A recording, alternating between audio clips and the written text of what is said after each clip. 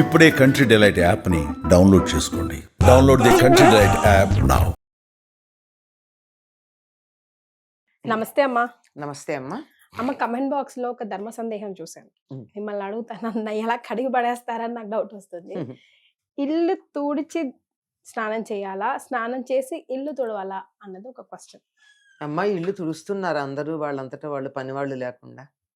తుడవట్లేదు అనుకోండి, మరి ఇంకా కొన్ని ఇళ్లలో అంటే ఇక్కడ ఎక్కడ వరకు వస్తుందో నేను చెప్తా. పని వాళ్ళు లేకుండా వీళ్ళే ఇల్లు తుడుస్తున్నారు అన్నది మొదటి మాట. ఒకవేళ పని వాళ్ళు ఉన్నా చాలా మంది ఇప్పటికి కూడా చాలా మంది దేవుడి గది అవి వాళ్ళే చుమ్ముకుంటారు. వంటగది కాకపోయినా దేవుడి గది వరకు వాళ్ళే శుభ్రం చేసుకుంటారు. వంటగది కూడా మేము దేవుడికి నైవేద్యం పెడతాం గనక మేమే శుభ్రం చేసుకుంటాం, పని వాళ్ళు రావడం దేనికని చేసుకునే వాళ్ళు ఉన్నారు. వీళ్ళ అంటే మనం వెలిగించాం కదమ్మా, అసలు స్టవ్ కూడా ఆన్ చేయం కదా, తుడబందే. ఎందుకు ఆన్ చేయరమ్మా? కాఫీలు టీలు తాగు కదా చేసుకుంటాం పనులన్నీ. వంటకైతే చెయ్యం గాని కాఫీకి పెట్టుకుంటాంగా, పెట్టుకోరా? అంటే కాఫీ కూడా వాళ్ళు ఇల్లు తొడవకుండా స్నానం చేయకుండా కాఫీ తాగని వాళ్ళు ఉన్నారా? మేమైతే ఉన్నామమ్మా. మా అత్తగారు ఒప్పుకోరు అసలు. కొన్ని కొన్ని కొన్ని కొంత జాతి ఉంది ఇంకా. అదే అంటున్నారు, ఉన్నారా అంటే కాఫీకి కూడా తాగరా స్నానం చేయకుండా? స్నానం కాదమ్మా, ఇల్లు తొడవడం విషయం. అది అంటే ఇప్పుడు ఏమైంది, అర్థం ఏమైంది ఇప్పుడు చెప్పండి. అందుకే నేను అడిగింది ఏమైంది. కాఫీ స్నానం చేశాక కాదు, ముందరే తాగుతారు కదా, తాగే స్నానం చేస్తారు కదా. అంటే ఇల్లు చిమ్ముకున్నాక స్నానం చేస్తున్నారు, తప్పేం లేదు. ఎందుకంటే మనమే ఇల్లంతా చిమ్ముకోవాల్సి వచ్చిన, వంటిల్లు పెద్దదిగా ఉండి బాగా దుమ్ము పొట్టి నిన్నటి రోజున ఏదో చాలా పనులు అయ్యి ఎక్కువసేపు, మామూలుగా అయితే 5 నిమిషాల్లో అయిపోతుంది, కానీ కొంచెం ఎక్కువగా ఉంటే అన్ని చేస్తే ఎక్కువసేపే పడుతుంది. అట్లా చేసుకుంటే చెమట పడుతుంది కదా, అందుకని తర్వాత స్నానం చేయొచ్చు అని అనుకుంటా. అసలు కాన్సెప్ట్ అది అంతకన్నా ఇంకేం లేదు. కాకపోతే దేవుడి గది మాత్రం స్నానం చేశాక చుమ్ముతారు. అసలు అది మనం ఇంకా బ్లడ్ లో అది లేదు, లోపలికి వెళ్ళాం కదమ్మా, దేవుడి గదిలోకి వెళ్ళము అంటే పొద్దున్న లేచాక వెళ్ళాం. సాయంకాలం అయితే స్నానం చేయకపోయినా పొద్దున స్నానం చేసుకుంటాం వెళ్ళి పెడతాము. లేదు దేవుడి దగ్గర ఉన్న కుంకుమ భరణ కావాలో ప్రసాదం తీసుకోవాలో అంటే మరీ 1-2 పనులు చేసిన బట్టలు కాకపోతే పెడతాం, అంతే కదా, అంతే వెళ్ళి తెచ్చుకుంటాం.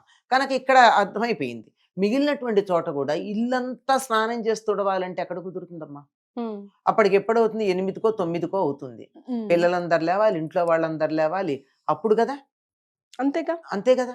ఇది ఇలాంటివన్నీను ఎక్కడో ఏదో ఎవరో చెప్పడం పూర్వ పద్ధతి ఏం కాదు. అయితే పూర్వంలో పెద్దవాళ్ళు కంపల్సరీ అనేవారు కదమ్మా, స్నానం చేసే అసలు పడక గది నుంచి బయటికి రావాలి, ముఖ్యంగా పిల్లలు పుట్టని వాళ్ళు. కాదమ్మా, ఎట్లా పూర్వకాలం స్నానం చేసి పడక గదిలోంచి ఎట్లా వస్తారు?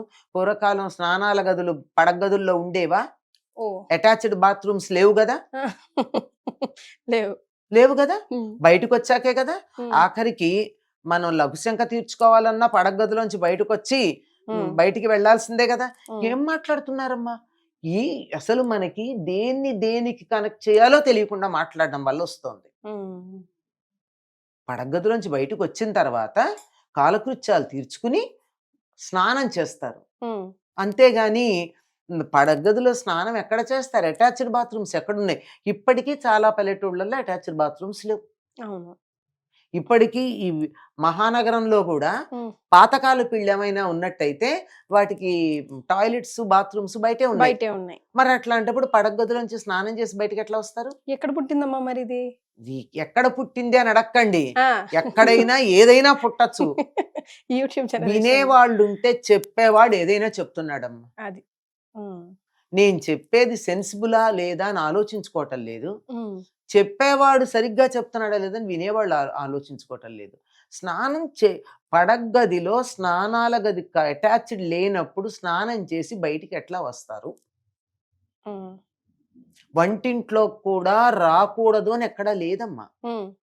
వంట చేయకూడదు అంటే పూర్వం పొయ్యి గట్టు వేరే ఉండేది, చిన్న మామూలే నేల మీదే ఉన్న పొయ్యి, ఆ పొయ్యి కొంచెం ఇది ఎత్తుగా ఉండి దాని మీద పొయ్యి ఉండ, ఆ ప్రాంతానికి వెళ్ళరు, మిగిలినంతా తిరుగుతారు. తిరగకుండా ఎట్లా కుదురుతుంది? రాత్రి తిని పట్టిన అంటగిన్నెలు ఎంగిలి గిన్నెలు బయట వెయ్యాలి అంటే స్నానం చేశాక ఎంగిలి పళ్ళాలు ముట్టుకోరు కదా. మరి కొంచెం ఎవరికి వాళ్ళు ఎవరో చెప్పారని కాదు, మన అనుకూలం, మన సౌకర్యం, మన మనసు చెప్పింది వీటన్నిటిని కూడా చేసుకోవాలి. ఉమ్, ఇవన్నీ చేశాక స్నానం చెయ్యండి. ఉమ్, లేదు నాకు స్నానం చేస్తే గాని వంటిల్లు చిమ్మవటానికి వీలు లేదు అని ఎవరికైనా మనసులో ఉంటే ముందు రోజు రాత్రి అన్నీ బయట పెట్టేసుకోండి. మరి ఎవరికి వాళ్ళు వాళ్ళకున్న సౌకర్యాన్ని బట్టి వాళ్ళకున్నటువంటి వీలుని బట్టి ఏర్పాట్లు చేసుకోవాలి. ఉమ్, ఎవరో ఏదో చెప్పారని ఎట్లా కుదురుతుంది? వాళ్ళు ఎవరో ఆగ్నేయంలో ఇది పెట్టుకోవాలి, స్టవ్ పెట్టుకోవాలి అని చెప్పారట. ఉమ్, ఫ్లాట్లో ఆగ్నేయంలో వాళ్ళకి సింహద్వారం ఉంది. ఆయన క్లోజ్ చేసి బాత్రూమ్ క్లోజ్ చేసి బాత్రూమ్ తలుపు తెరిపించి బాత్రూమ్ని ఫ్లాట్ చేసి అట్నుంచి ఎంట్రన్స్ పెట్టుకున్నాడు ఫ్లాట్లో. ఇట్లాంటివి వెర్రి పనులు చేయడం కన్నా సౌకర్యం చూసుకోండి. ఎందుకు చెప్తారు అంటే ఉమ్, సాధారణంగా చీపురుతో ఇళ్ళు చిమ్ముతాం, చెత్త తీస్తాం గనక చీపురు ముట్టుకుంటే చేయగడుక్కోమంటారు. ఉమ్, చేయగడుక్కోమంటే స్నానం చేయమనా? మరి కాదు కదా. పైగా చీపురికి ఇంకో పేరుంది, ఉమ్, శ్రీ మహాలక్ష్మి అంటారు. అవునమ్మా. చీపురిని కాలుతో తన్నకూడదు, ఎడం చేత్తో తీయకూడదు, చాలా జాగ్రత్తగా చూసుకోవాలి. ఉమ్, మరి అంత శ్రీ మహాలక్ష్మి లాగా చేసేటటువంటి చీపురిని ముట్టుకుంటే ఉమ్. పనికిరాదని ఎలా అంటాం? అదే కదా ఆ? ప్రశ్న, అదే కదా. శ్రీ అది. మహాలక్ష్మిని స్నానం చేయకుండా ఎలా ముట్టుకుంటావు? ఆ, రాత్రి wife and husband private time తర్వాత స్నానం చేయకుండా వచ్చి ఎలా ముట్టుకుంటావు? అక్కడే కదా క్వశ్చన్ వస్తుంది. అదా ప్రశ్న. ఆ. అట్లా ఏం లేదు. మరి చిన్నపిల్లలు దేవుడితో సమానం. ఉమ్. పిల్లలు ఏడిస్తే ఎత్తుకోవడం మానేస్తున్నారా ఏమ్మా? మరే అసలు ఎక్కడా కూడా చెప్పినటువంటి దాన్ని ఎక్కడికి ఆపాలి, ఎక్కడ తీసుకోవాలి అనేటటువంటి దాన్ని లేకుండా అయిపోయింది. హాయిగా సౌకర్యాన్ని బట్టి ఉమ్, మీకున్న వీలు బట్టి ఉమ్, చక్కగా స్నానం చేసైనా ఇల్లు చిమ్ముకోండి. ఇల్లు చిమ్ముకున్నాక చెమట పడుతుంది, మళ్ళీ కాళ్ళు చేతులు మొహాలు అన్నీ చచ్చినట్టు బాగా కడుక్కోండి. అవును. మరి దేవుడి గదిలో దీపం వెలిగించాలంటే మరి అప్పుడు శుభ్రంగా ఉండాల్సిందే కదా. శుభ్రంగా ఉండాలి కదా. ఇది చెయ్యండి. లేదంటే హాయిగా అన్నీ చేసుకుని స్నానం చేయండి. అది. తప్పలేదు. ఇంకో సంగతి చెప్తాను. ఇంతకు ముందు కూడా చెప్పాను మన దగ్గరే. భార్యాభర్తలు మీరన్నారే ప్రైవేట్ టైం అయిన తర్వాత ఆడవాళ్ళు స్నానం చేయాల్సిన పని లేదు, లేదు. మగవాళ్ళు చేసి తీరాలి. శాస్త్రం చెప్పిన మాట చెప్తున్నా. దాన్ని రివర్స్ ఆడవాళ్ళకి అంటించేశారు. అంటించేశారు అంతే. నేనే మెత్తని వాళ్ళని చూస్తే మొత్త బుద్ధి అయిందని అందులో ఈ ప్రశ్నలు అడిగేది ఆడవాళ్లే కదా. మగాళ్ళు ఎవరిని అడిగారా? లేదు. ఇలాంటి పిచ్చి ప్రశ్నలు అడిగేది ఆడప్పలే గనక వీళ్ళకే అన్ని అంటిస్తారు. జాగ్రత్తగా ఉండండి, పిచ్చి ప్రశ్నలు అడగండి, చక్కగా ఉండండి, హాయిగా ఉండండి. అమ్మ మన పురాణాల స్టోరీలే ఒక్కొక్కటి మహాబాగా చెప్పారు. ఇప్పుడు పోలి కథ మీరు మహా అద్భుతంగా చెప్పారు. అందులో కూడా ఏముందమ్మా, భావనే కదా. ఏది లేకపోయినా ఎంత ప్రేమగా చేసిందన్నదే ముఖ్యం. ఏ పనిలో అయినా అదే కదా. అదొక్కటి గుర్తుంచుకున్నా చాలు కదమ్మా. అన్ని మన అవకాశాలు ఉన్నప్పుడు కూడా ప్రేమ ఉందిలే అని చెప్పి నిర్లక్ష్యం చేయకూడదు. అవకాశం లేనప్పుడు అయ్యో నాకు యువతల అవకాశం లేదు గనక, ఆ మనసు ఆగలేదు గనక ఇట్లా చేస్తున్నానని చెయ్యాలి తప్ప వీలున్నప్పుడు ఎందుకు చేస్తాను చెయ్యం. నమ్మకం మూఢనమ్మకం కాకూడదు, మూఢనమ్మకం నమ్మకం కాకూడదు. అంతే. చాలా జాగ్రత్తగా ఉండాలి. ప్రతి దానికి కూడా మన సనాతన ధర్మంలో మన వాళ్ళు చేసింది ఏమిటంటే ఒక ఆదర్శప్రాయమైనటువంటి వాతావరణానికి సరిపోయిన రూల్స్ ఇచ్చారు. అన్ని బాగుంటే ఇలా పాటించండి, తేడా వస్తే కన్సెషన్స్ ఉన్నాయి, అన్నింటికీ ఉన్నాయి.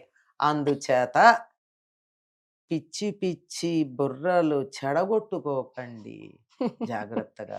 అన్నిటికీ నేను ఒకటే చెప్తాను, శాస్త్రం కూడా ఏం చెప్పిందో తెలుసా? శాస్త్రం వివరించి చెప్పలేని సందర్భంలో ఇంట్లో ఉన్న అందరికన్నా ముసలి ఆడవాళ్ళ దగ్గరికి వెళ్ళి ఈ సందర్భంలో ఏం చేయాలని అడిగి ఆవిడ ఏం చెప్తా చేయండి అని చెప్పింది. ఎందుకంటే అనుభవం. కొన్ని సందర్భాల్లో శాస్త్రం అన్ని సిచ్యుయేషన్స్ ని చెప్పలేకపోవచ్చు. అట్లాంటప్పుడు అనుభవం చెప్తుంది.